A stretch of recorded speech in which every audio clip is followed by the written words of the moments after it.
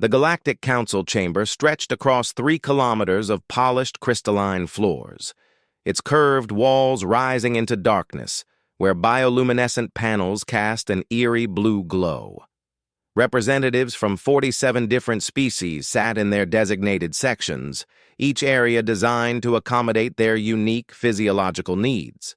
The air recycling systems worked overtime to maintain separate atmospheric zones, creating invisible barriers between methane-breathing Zephyrians and oxygen-dependent Altarians. Ambassador Veltar of the Hegemony floated in his containment sphere, tendrils of purple gas swirling around his translucent form. His species had dominated galactic politics for over 2 millennia, and his voice carried the weight of ancient authority when he spoke through the neural transmitters embedded in the chamber walls. "The humans request admission to our council," Veltar announced, his words rippling through the translation matrix to reach every species in their native tongue. "They claim to possess military capabilities worthy of our consideration." A wave of chittering, clicking, and harmonic vibrations filled the chamber as representatives expressed their amusement.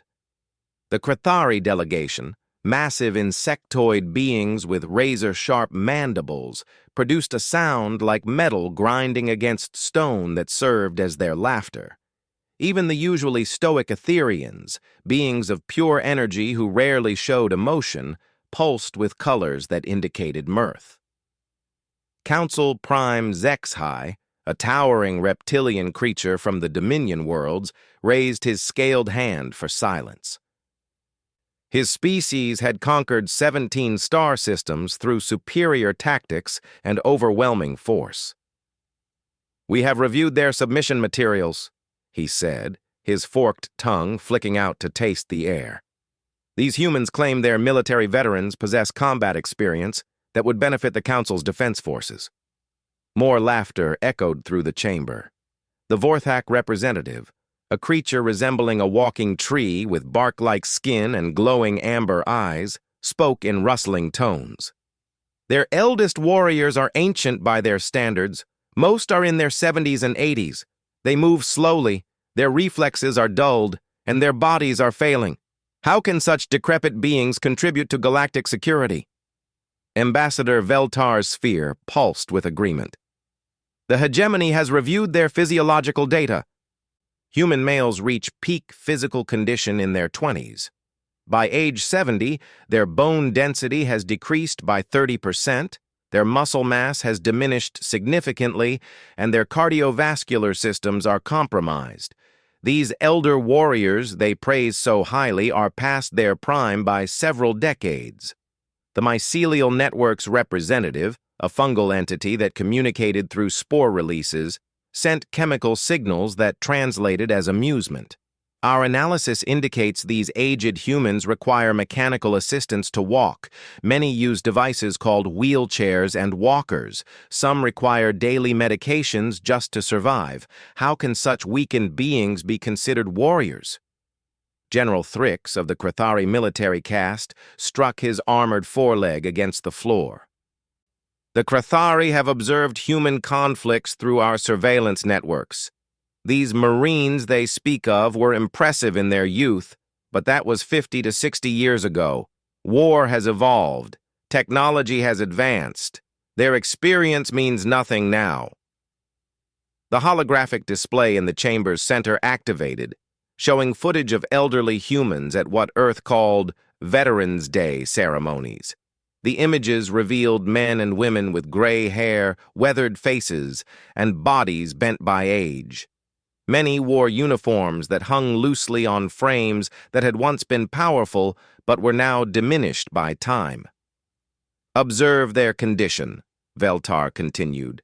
"They shuffle rather than march. They require assistance to stand for extended periods. Their eyes are clouded, their hearing diminished. The fiercest among them are reduced to sharing stories of past glories while their bodies fail them." Counselor Nexus of the Photonic Collective, a being of pure light contained within a crystalline matrix, projected thoughts directly into the chamber's consciousness. "The humans speak of honor, duty, and sacrifice. These are admirable concepts, but they do not translate to combat effectiveness. Their elder warriors may possess wisdom, but wisdom cannot overcome physical limitations. The Aquatic Federation's representative, Ambassador Tidal Song, spoke from her water-filled chamber through bioelectric pulses. Our species values the accumulated knowledge of our elders, but we do not send them into battle. The humans' attachment to their aging warriors suggests an inability to accept the natural progression of life.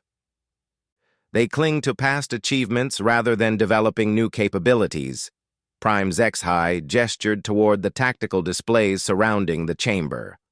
The current galactic situation requires rapid deployment, split-second decision-making, and physical endurance that can sustain extended combat operations. The Void Syndicate threatens our outer colonies with faster-than-light strike teams. The Necron swarms attack with mechanical precision that overwhelms traditional defenses. These threats require warriors in their prime, not elderly beings reminiscing about conflicts from decades past. The debate continued for hours, as each species contributed their analysis of human military capabilities. The consensus was clear. While humans showed potential for future development, their current offerings were inadequate for galactic-level conflicts. Their elder warriors, despite their historical achievements, were liabilities rather than assets. Admiral Kethvar of the Void Navy, a crystalline being whose species had perfected warfare in the vacuum of space, provided the most damning assessment. Human conflicts have been limited to their single world. They fight in atmospheric conditions with primitive projectile weapons. They have no experience with zero-gravity combat, plasma weaponry, or psychic warfare. They're Marines trained for beach landings and urban warfare, not multi-dimensional battlefields where the laws of physics themselves can be weaponized. The final blow came from strategic analyst Mordun of the Cerebral Hegemony, a species known for their intellectual superiority and tactical brilliance. The human's military doctrine relies on aggression, improvisation, and emotional motivation. While these traits served them adequately in their primitive conflicts, modern warfare requires precise coordination, technological integration, and logical analysis. Their emotional nature makes them unpredictable allies and ineffective in scenarios requiring calculated responses. As the debate wound down, Ambassador Veltar prepared the Council's official response. The Galactic Council acknowledges humanity's request for membership and recognizes their potential for future contributions. However, their current military capabilities, particularly their reliance on aged and infirm warriors, do not meet our standards for Council membership. We recommend they continue developing their forces and reapply in approximately 50 to 100 of their years, when they may have younger, more capable personnel to offer. The voting was unanimous.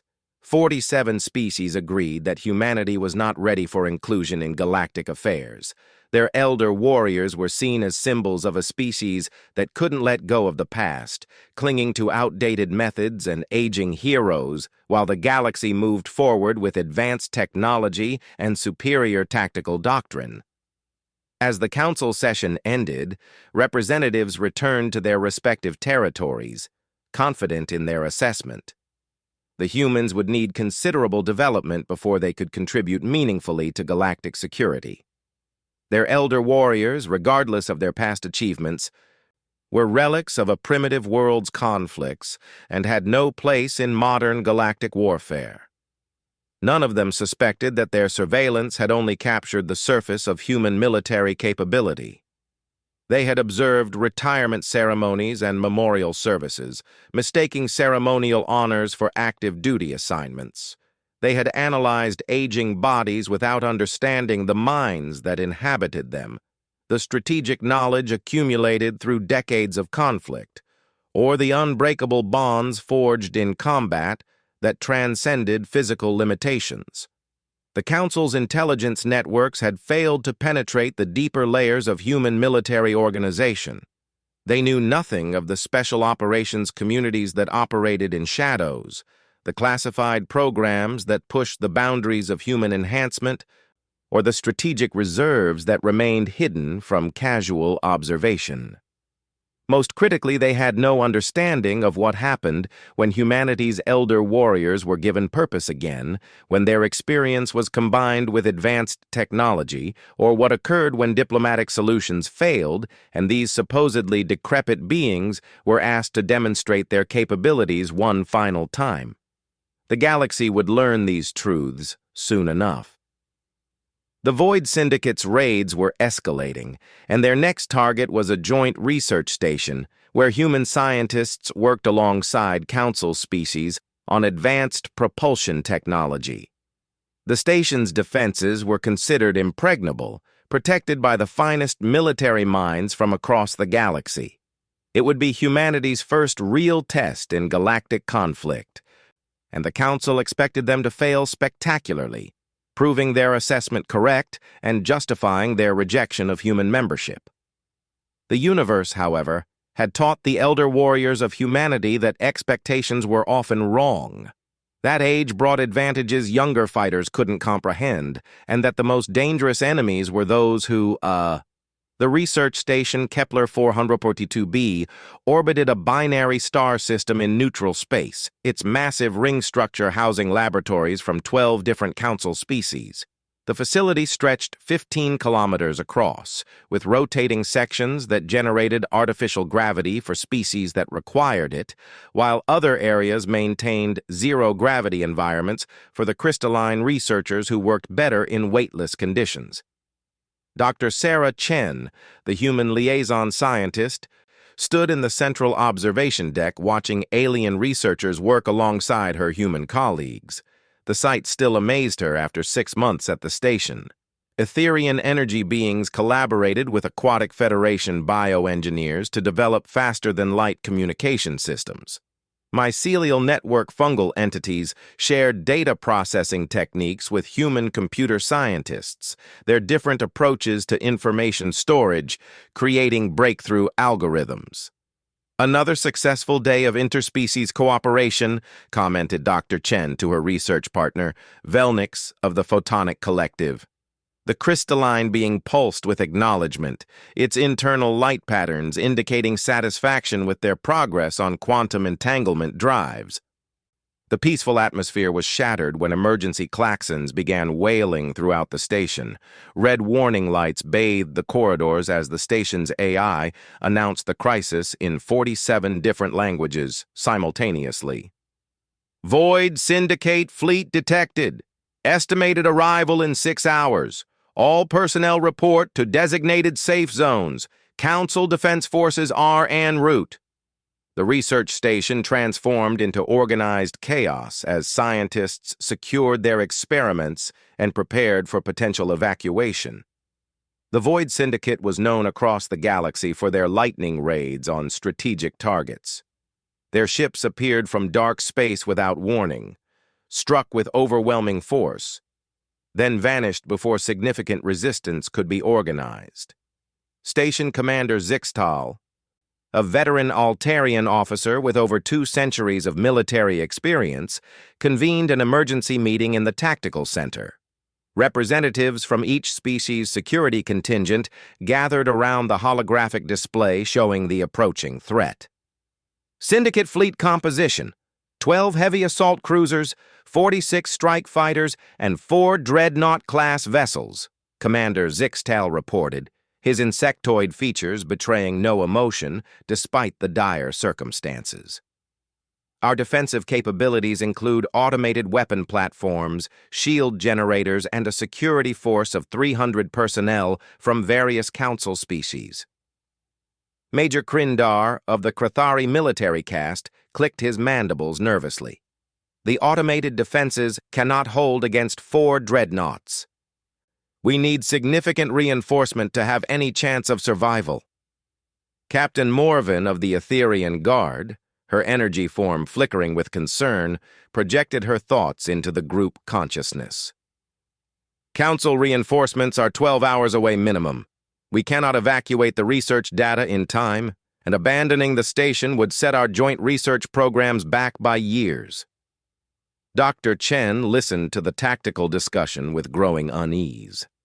The security forces were well-trained but severely outnumbered. The station's weapons were designed to deter pirates and raiders, not a full syndicate assault fleet. Every species represented in the meeting was calculating the same grim mathematics. They lacked the firepower to hold their position. "Perhaps we should contact Earth," Dr. Chen suggested quietly. "The human delegation might have resources available." Commander Zixtal's compound eyes focused on her. "Dr. Chen, the Council's assessment was clear regarding human military capabilities. Your elder warriors are not equipped for this level of conflict. This situation requires experienced, physically capable fighters, not aging ceremonial figures." The other officers murmured agreement. They had all read the intelligence reports about humanity's military forces. The Marine veterans were considered honorary positions for elderly humans who had served their purpose decades ago. Bringing them into a cutting-edge space battle would be sending them to their deaths. Dr. Chen activated her communication device anyway. "This is Dr. Sarah Chen at Research Station Kepler 442b requesting immediate military assistance. We are facing a Void Syndicate assault force with overwhelming numbers. Our defensive capabilities are insufficient." The response came through faster than expected. A gravelly voice with a distinctly human accent filled the comm channel. "Dr. Chen, this is Colonel James Morrison, United States Marine Corps, retired. We've been monitoring your situation. Relief is already en route." Commander Zixtal's translator struggled with the human military terminology. "Colonel Morrison, our intelligence indicates your forces consist of elderly veterans with outdated equipment. This is a high-intensity space combat scenario requiring advanced tactical coordination and modern weaponry." A sound that might have been laughter crackled through the communication system. "Commander, I appreciate your concern for our welfare. But we've been preparing for this possibility since the Council first dismissed our capabilities.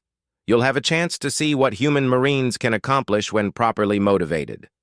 The tactical displays updated with new contact signatures appearing at the edge of sensor range. The readings were confusing, showing energy patterns that didn't match any known Council vessel designs. The ships appeared to be constructed from multiple technologies, combining human engineering with systems that registration records couldn't identify. "Unknown vessels approaching station perimeter," reported the duty officer. "They're requesting docking clearance and tactical coordination data." Within minutes, the first human transport locked onto the station's docking bay. Dr. Chen joined the welcoming committee, curious to see what her species had sent to defend the research station. The docking bay doors opened to reveal 12 figures in advanced combat suits that bore only superficial resemblance to traditional Marine uniforms. The suits were technological marvels, incorporating servo-assisted movement systems, heads-up displays with targeting interfaces, and integrated weapon systems that could adapt to multiple combat scenarios. But what struck Dr. Chen most profoundly was the age of the men and women wearing them. The leader removed his helmet, revealing gray hair, weathered features, and eyes that held decades of combat experience. Colonel Morrison appeared to be at least 70 years old, his face lined with scars from conflicts that predated humanity's contact with galactic civilization. The Marines behind him were similarly aged, some showing the white hair and careful movements of people well into their 80s. Commander Zixtal approached the group with poorly concealed skepticism. "Colonel Morrison, I must express concern about deploying personnel of advanced age in high-stress combat situations.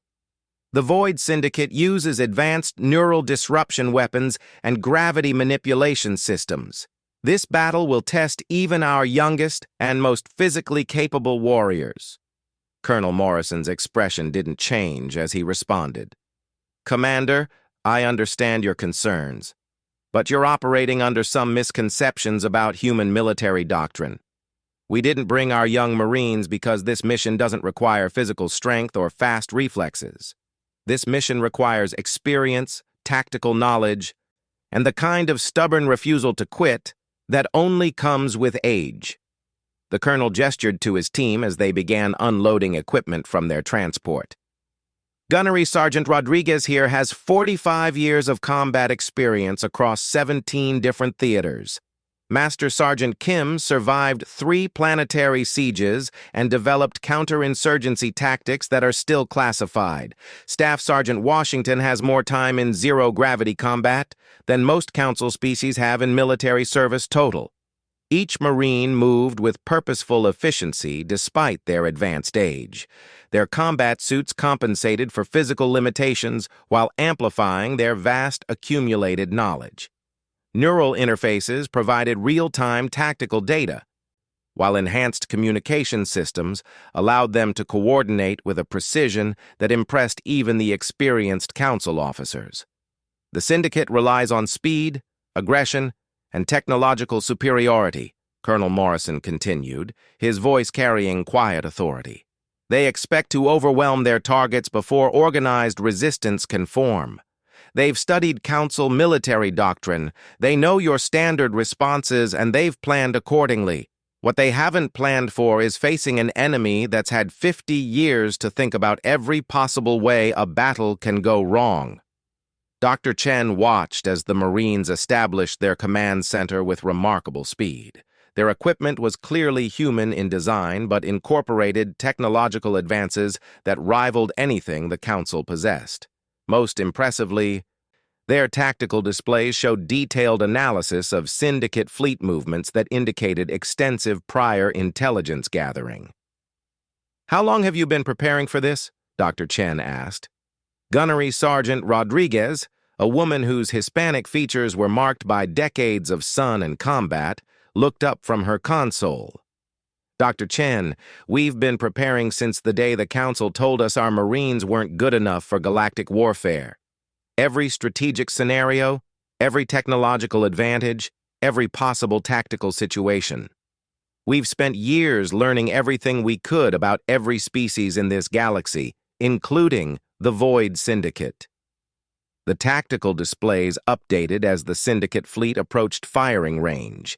The enemy formation was textbook perfect, designed to overwhelm the station's defenses through concentrated firepower while maintaining formations that prevented effective counterattacks.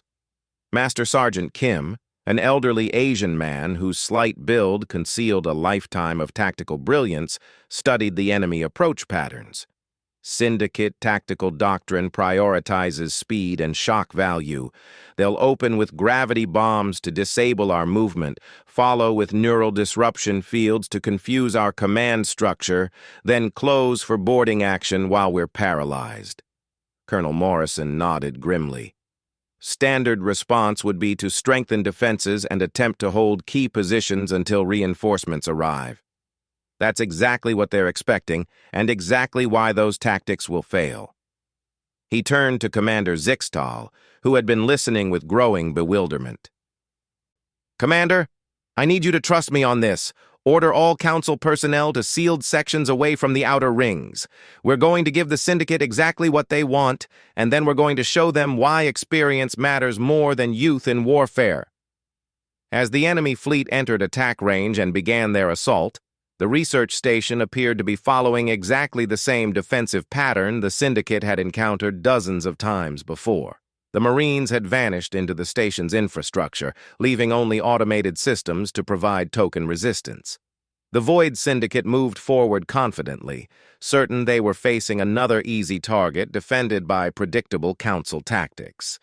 They had no idea they were walking into a trap designed by warriors who had spent decades learning that sometimes the best way to win a battle was to let the enemy think they had already won. The Void Syndicate assault began exactly as Master Sergeant Kim had predicted. Gravity bombs detonated around the research station, creating spatial distortions that disabled the facility's maneuvering thrusters and trapped it in a slowly decaying orbit.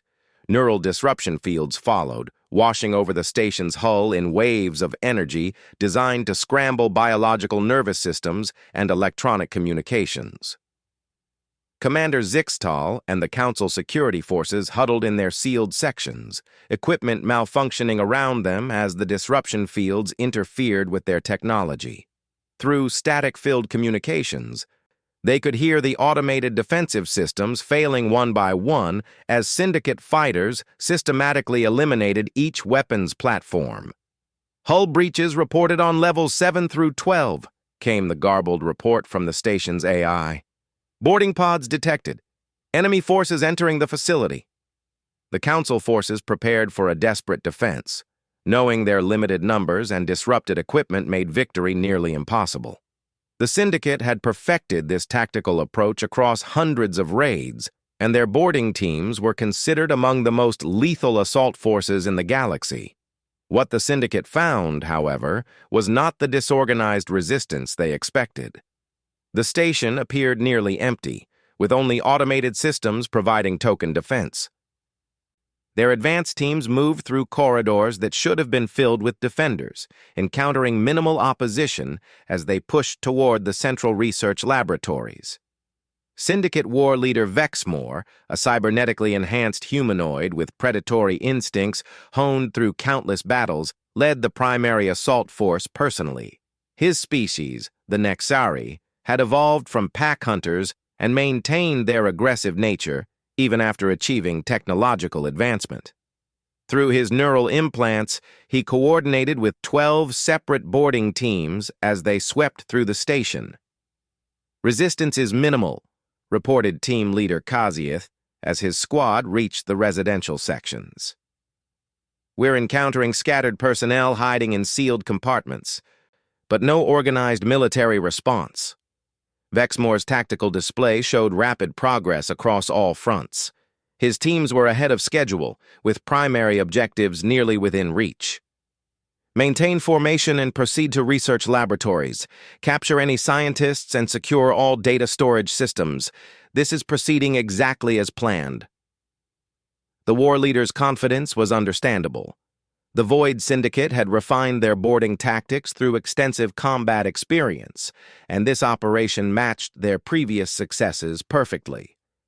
The Council forces were scattered, their communications disrupted, their defensive positions easily overwhelmed by superior numbers and firepower. Team 7 reached the Central Research Complex first, finding laboratories filled with advanced equipment but apparently abandoned by their personnel. Squad Leader Moraxis began directing his soldiers to secure the quantum research databases when the first sign of trouble appeared. "Movement detected in Sector 12, reported one of his soldiers. "Single human signature approaching our position." Through the laboratory's transparent walls, they could see an elderly human male walking slowly down the corridor. He wore what appeared to be an obsolete combat suit and carried a weapon that looked primitive compared to their plasma rifles. The human moved with careful deliberation, seemingly unaware of their presence. One human, elderly model, approaching from the main corridor, Squad Leader Moraxis reported to his war leader. "Should we eliminate the target?" Before Vexmore could respond, Master Sergeant Kim's voice echoed through the station's public address system, speaking in perfect Nexari. "War Leader Vexmore, this is Master Sergeant Kim, United States Marine Corps. I have a message for you." The Syndicate forces froze in confusion. How did this human know their leader's name? And how was he communicating through systems that should have been disabled by their disruption fields? Kim's voice continued, calm and conversational. 43 minutes ago, your fleet began this assault with gravity bombs. Textbook Syndicate opening move, used successfully in 87 previous raids. 31 minutes ago, you deployed neural disruption fields. Standard follow-up, designed to confuse organic defenders and disable electronic systems. 26 minutes ago, your boarding teams breached our hull at 12 predicted points. Vexmore felt the first stirring of unease as he realized this human had anticipated their entire tactical sequence. "How is this possible?" he demanded through his communications system. 19 minutes ago, your teams began their sweep pattern, Kim continued. "The same formation you've used in every raid for the past 6 years. We've studied your methods, War Leader. We've analyzed every battle report, every tactical decision, every strategic choice your forces have made. We know you better than you know yourselves." The elderly human in Sector 12 stopped walking and turned to face Team 7 directly. Squad Leader Moraxis raised his plasma rifle, but something in the human's posture made him hesitate. Despite his advanced age, the human carried himself with absolute confidence, as if he faced overwhelming odds every day and found them merely tiresome. "You want to know the difference between young warriors and old ones?" Master Sergeant Kim asked. "Young warriors worry about surviving the battle. Old warriors have already accepted they might not, which makes them infinitely more dangerous." The human in Sector 12 raised his weapon, an ancient projectile rifle that should have been obsolete against advanced armor. When he fired, the result was not what the Syndicate expected.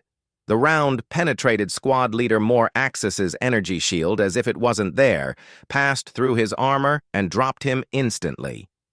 The other team members stared in shock at their fallen leader before the human shifted targets and eliminated 2 more soldiers with surgical precision. "Impossible," Vexmore breathed. "Our armor is rated against all known projectile weapons." "You've never faced depleted uranium rounds fired by someone who spent 30 years perfecting his marksmanship," Kim replied. "Staff Sergeant Washington has made shots that younger Marines said couldn't be done. Today, he's going to demonstrate why experience matters more than technology." Across the station, similar encounters were occurring as individual Marines emerged from concealed positions to engage Syndicate teams. Each elderly warrior moved with careful economy, conserving energy while making every shot count. Their primitive weapons, enhanced with technologies the Syndicate had never encountered, proved devastatingly effective against armor designed to stop energy weapons. Gunnery Sergeant Rodriguez appeared in the main laboratory complex, moving through the corridors with lethal grace despite her 78 years. When Team 3 tried to flank her position, she demonstrated tactics learned in urban warfare environments that the Syndicate had never studied. Her combat suit's servo systems compensated for any physical limitations, while her decades of experience told her exactly where her enemies would be before they knew it themselves. "Your neural disruption fields are useless against us," Colonel Morrison's voice joined the communications. "Our suits are hardened against electromagnetic interference, and our Marines learned to fight without electronics long before your species reached space. We've been preparing for this day for years, and we've prepared for everything." Vexmore watched his tactical display with growing horror as his teams reported casualties mounting across all fronts. The humans were using the station's layout against them, channeling Syndicate forces into predetermined killing zones while denying them the advantages of superior numbers. Each Marine seemed to know exactly where the enemy would be and exactly how to counter their tactical responses. "This is not possible," he snarled. "You are elderly, weakened, past your prime. Our intelligence indicated your forces were ceremonial positions for aged humans who could no longer fight effectively." Colonel Morrison's laughter echoed through the station. "War Leader, your intelligence was absolutely correct. We are aged, our bodies are failing, and our reflexes aren't what they used to be. But you made one crucial error in your assessment." The colonel's voice became deadly serious. "You assumed that physical capability was the most important aspect of warfare. You never understood that the most dangerous warrior is not the strongest or the fastest, but the one who has seen every way a battle can be won or lost. We've spent lifetimes learning our craft, and we've had years to prepare specifically for this moment." Team 5 tried to retreat to their extraction point, but found their path blocked by a single Marine who appeared to be at least 80 years old. Despite his age, he moved through their formation like death itself, using tactics that combined modern technology with combat experience stretching back decades. His knowledge of close-quarters combat, gained in conflicts the Syndicate had never heard of, allowed him to defeat younger, stronger opponents through superior technique and absolute ruthlessness. Requesting immediate extraction, Team Leader Zarvith transmitted desperately. Human forces are using unknown tactical doctrine. Our standard responses are ineffective. Negative, Vexmore replied through gritted teeth. All teams will continue the mission. These humans are merely lucky. We still outnumber them significantly. The war leader was wrong. The Marines weren't lucky. They were prepared. Every contingency the Syndicate might attempt had been analyzed, studied, and countered in advance. When the enemy tried to regroup in the central hub, they found Marines waiting with weapons and tactics perfectly suited to deny them any advantage.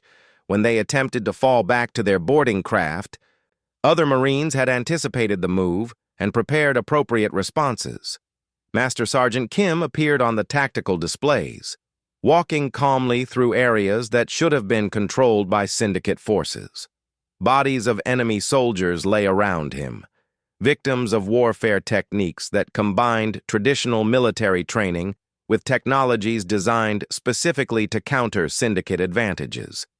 His aged face showed no emotion as he moved through the station, methodically eliminating threats with the efficiency that came from 5 decades of combat experience. Your species has never faced human Marines in real combat, Kim said conversationally as he reloaded his weapon.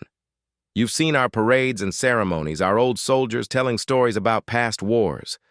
But you've never seen what happens when those old soldiers are given modern weapons and a mission that matters. The final blow came when Colonel Morrison appeared on the command deck, where war leader Vexmore had established his tactical center. The colonel moved with careful precision, his combat suit's servo systems supporting movements that had been refined through a lifetime of warfare. His weapon was aimed at the war leader's head before the Syndicate commander realized he was no longer alone. War leader Vexmore, Morrison said quietly, your fleet is defeated. Your boarding teams are eliminated, and your tactical doctrine has proven inadequate against experienced opponents. You have 2 choices: surrender now or die here with the rest of your forces. Through his tactical displays, Vexmore could see the impossible truth. His superior forces, advanced technology, and proven tactics had been systematically destroyed by a handful of elderly humans who fought with weapons that should have been obsolete and techniques that predated modern warfare. The humans had turned every advantage the Syndicate possessed against them, demonstrating that experience and preparation could overcome youth and technology. This is impossible, the war leader whispered. You are old, weak, past your fighting years. Colonel Morrison smiled grimly. That's exactly what the Galactic Council thought when they rejected humanity's application for membership. They saw our age and assumed we were no longer capable of warfare. They never understood that the most dangerous Marines are not the young ones eager to prove themselves, but the old ones who have nothing left to prove and everything to protect. As Syndicate forces across the station surrendered or fell to Marines who fought with the accumulated wisdom of lifetimes, the galaxy prepared to learn a new lesson about human military capabilities. The Council's assessment had been catastrophically wrong, and the universe was about to discover that humanity's elder warriors were not symbols of a species clinging to the past, but harbingers of a military philosophy that valued experience over youth, preparation over speed, and ruthless efficiency over flashy displays of power. The battle was over, but the real war for galactic recognition was just beginning. Underestimated the depths of human determination. The galaxy was about to receive an education in what it truly meant to face Marines who had spent lifetimes learning the craft of war, who understood that survival wasn't about physical strength alone, and who had nothing left to lose except their honor and the lives of those they had sworn to protect.